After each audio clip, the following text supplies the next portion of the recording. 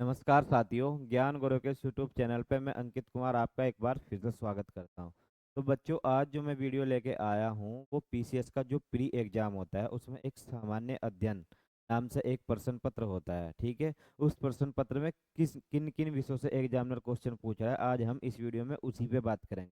मैं आपको बताऊंगा कि जो पीसीएस का प्रीलिम्स एग्जाम होता है उसमें प्रश्न पत्र जो सामान्य अध्ययन नाम से होता है उसमें एग्जामिनर किन किन विषयों को सम्मिलित किया हुआ है उसी पे ही हम बात करेंगे। चलिए देखते हैं इस वीडियो में। तो सबसे पहले मैं बात करूं बच्चों, जो पीसीएस का एग्जाम होता है, जो सामान्य अध्ययन का जो प्रश्न पत्र होता है उसमें 150 तो क्वेश्चन आते हैं और जो अंकों की संख्या है वो 200 अंकों का वो एग्जाम होता है। उसके बाद मैं समय की बात कर लूँ तो जो उसका समय होता है वो 2 घंटे का होता है। यानी 2 घंटे में आपको 150 जो पर्सन है उनको सोल्व करना पड़ेगा और उसके लिए आपको जो अंकों का निर्धारण किया गया है वो 200 अंक रखे गए हैं। यदि मैं बात करूँ पीसीएस के प्री एग्जाम की, तो पीसीएस के प्री एग्जाम में दो एग्जाम होते हैं। एक तो सामान्य अध्ययन प्रश्न पत्र नाम से एक एग्जाम होता है और एक सीसेट के नाम से एग्जाम होता है।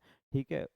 तो देख लेते हैं कि जो सामान्य अध्ययन प्रश्न पत्र फर्स्ट है उसमें किन किन विषयों को एग्जामिनर सम्मिलित करता है। तो सबसे पहले बात करें तो भारत का जो इतिहास है उसको स्थान दिया गया है। इतिहास को आपको बहुत बारीकी से पढ़ना पड़ेगा क्योंकि इतिहास आजकल हर एग्जाम में ठीक ठाक पूछ रहा है। और आपको जो इतिहास का जो पोर्शन पढ़ना है ना वो मॉडर्न हिस्ट्री ज़्यादा पढ़ना है। मॉडर्न हिस्ट्री से क्या होता है, एग्जामिनर अक्सर क्वेश्चन पूछता ही पूछता है।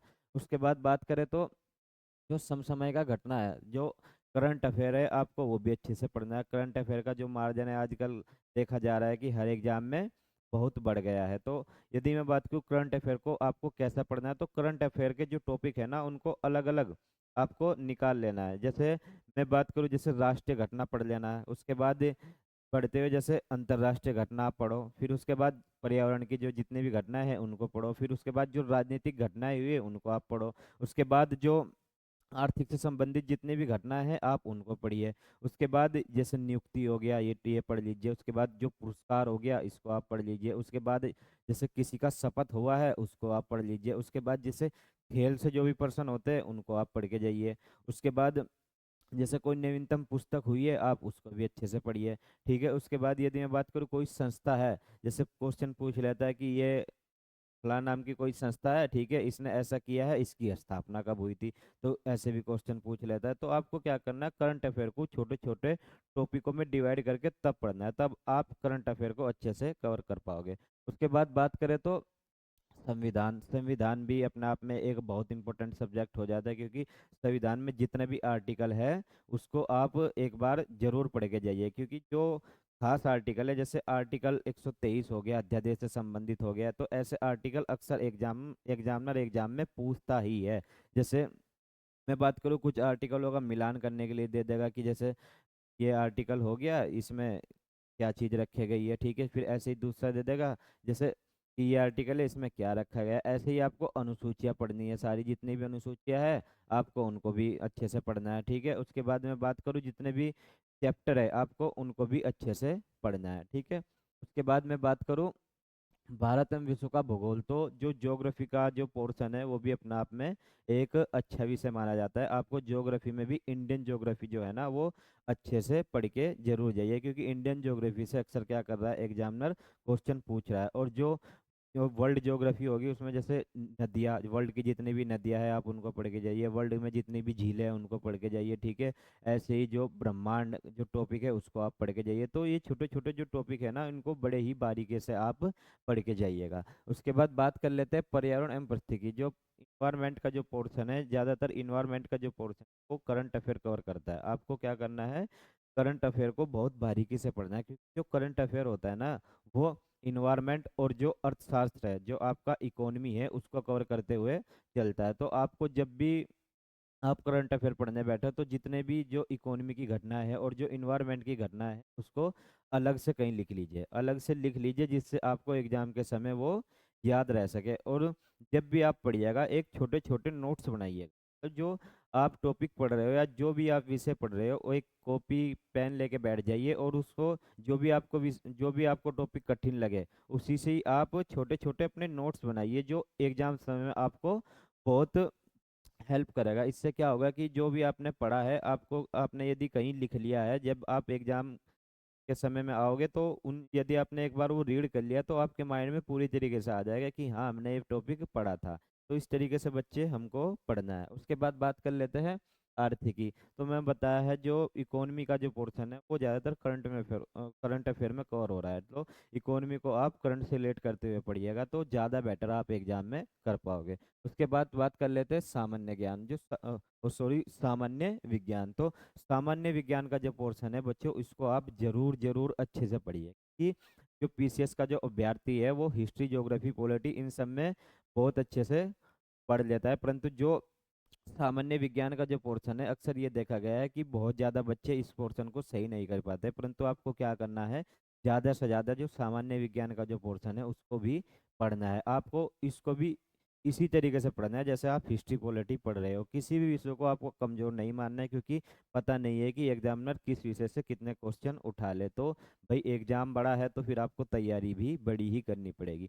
तो यदि मैं बात करूँ इसमें जो बताया गया है हर एक मतलब विषय से जो भी टॉपिक बताया है वो बहुत कम बताया गया है। हमें केवल इन ही टॉपिक को बेस नहीं रहना है। आप किसी भी विषय को पढ़ो तो इतनी बारीकी से पढ़ो कि एग्जामिनर कहीं से भी क्वेश्चन पूछे हम सोल्व कर ले जाए। तो यदि बात कर ले हम हिस्ट्री का जो टॉपिक है उस पर एक बार देख लेते हैं। जैसे हिस्ट्री में बताया गया है जो सामाजिक हो गया, आर्थिक हो गया और जो राजनीतिक जो पक्ष हो गए उन पर आपको गंभीरता से पढ़ना है। जो ये टॉपिक है उनको आप बड़े ही ध्यान से पढ़िए, क्योंकि एग्जामिनर अक्सर इन से ही क्वेश्चन बनाता है और आगे भी ऐसे ही टॉपिकों से एग्जामिनर क्वेश्चन बनाएगा। उसके बाद जैसे एक टॉपिक हो गया राष्ट्रीय आंदोलन। राष्ट्रीय आंदोलन अपने आप में एक बहुत बड़ा टॉपिक है, आपको बहुत बारीकी से ये टॉपिक पढ़ना है। उसके बाद एक टॉपिक हो गया स्वतंत्रता जो आंदोलन हो गया, जितने भी स्वतंत्रता के लिए आंदोलन हुए उनको भी आप जरूर पढ़ के जाइएगा। ये भी बहुत इंपॉर्टेंट रोल रखते हैं इस एग्जाम में। उसके बाद बात कर लेते हैं समसामयिक जो घटना है। समसामयिक जो घटना है आजकल मार्केट में एक बहुत अच्छी बुक आ रही है, मैं सजेशन करूंगा कि आप उसको पढ़ के जाइए। जैसे समसामयिक घटना सार के नाम से एक बुक आ रही है, वो बहुत अच्छी बुक है बच्चों, उसको जरूर आप पढ़िए। उसके बाद मैं बात कर लेता हूँ भारत एवं भारत एवं जो विश्व का जो भूगोल है उससे बात कर लेते हैं। तो इसमें जो जितने भी आपको पठार हो गए, पर्वत हो गए, आप इन सबको जरूर पढ़िए, क्योंकि एग्जामिनर क्या कर रहा है इनसे क्वेश्चन पूछ रहा है। जैसे झीलें होगी, ठीक है, जैसे नदियाँ होगी कि किस किस नदी का उद्गम कहाँ से हुआ, ठीक है, ये जो नदी है, ठीक है, ये दूसरी नदी को कहाँ पे काटती है, ठीक है, वो सॉरी काटती नहीं मतलब कहाँ पे मिलती है, ठीक है। तो ऐसे भी क्वेश्चन एग्जामिनर एग्जाम में पूछता है, ठीक है। आगे बात कर ले।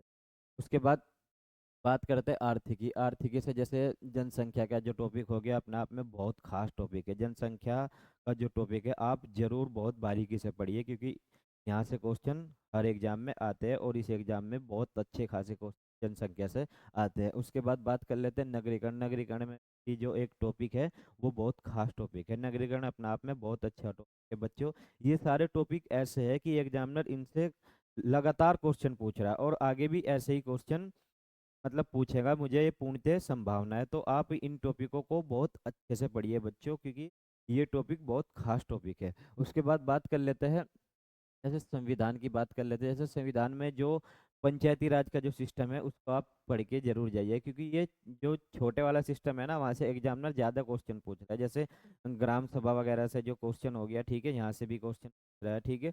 तो इस तरीके से जितने भी टॉपिक है जो पॉलिटी के खास खास है उनको आप जरूर पढ़िए। उसके बाद बात कर देते हैं पर्यावरण। तो जैसे पर्यावरण में जैसे जैव विविधता हो गया, ठीक है, आपको वो टॉपिक पढ़ना है, ठीक है।